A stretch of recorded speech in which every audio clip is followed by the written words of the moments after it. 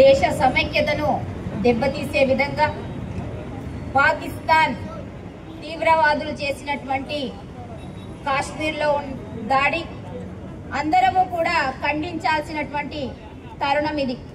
ఈ దేశంలో పుట్టి ఈ దేశంలో పెరిగినటువంటి ప్రతి బిడ్డ స్పందించాల్సినటువంటి సమయం వచ్చింది. ఈ దేశంలో ముస్లింలు హిందువులు అందరం కూడా అన్నదమ్ముల్లాగా అక్క చెల్లెల్లాగా ఉంటుంటే మన ఐక్యతను దెబ్బతీసే విధంగా మతము పేరు అడిగి వాళ్ళు ఆ మతానికే చెందిన వాళ్ళ కాదా అని ధృవీకరించుకున్న తర్వాత హింసాకాండ చేసినటువంటి పాకిస్తాన్ తీవ్రవాదుల పైన ఉక్కుపాదం మోపేటువంటి పరిస్థితి వచ్చింది.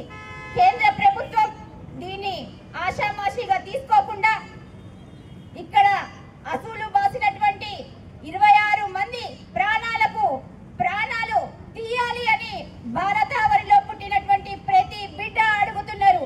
అడిగినటువంటి దానికి కేంద్ర ప్రభుత్వం బదులు ఇవ్వాలి.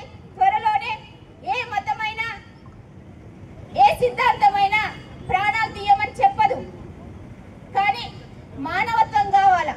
ఆ మానవత్వాన్ని మట్టి కల్పించినటువంటి పాకిస్తాన్ తీవ్రవాదులను, పాకిస్తాన్ లో ఉన్నటువంటి నాయకులను, ముఖ్యంగా ఆర్మీ ఆఫీసర్ని ఎవరిని కూడా వదిలిపెట్టి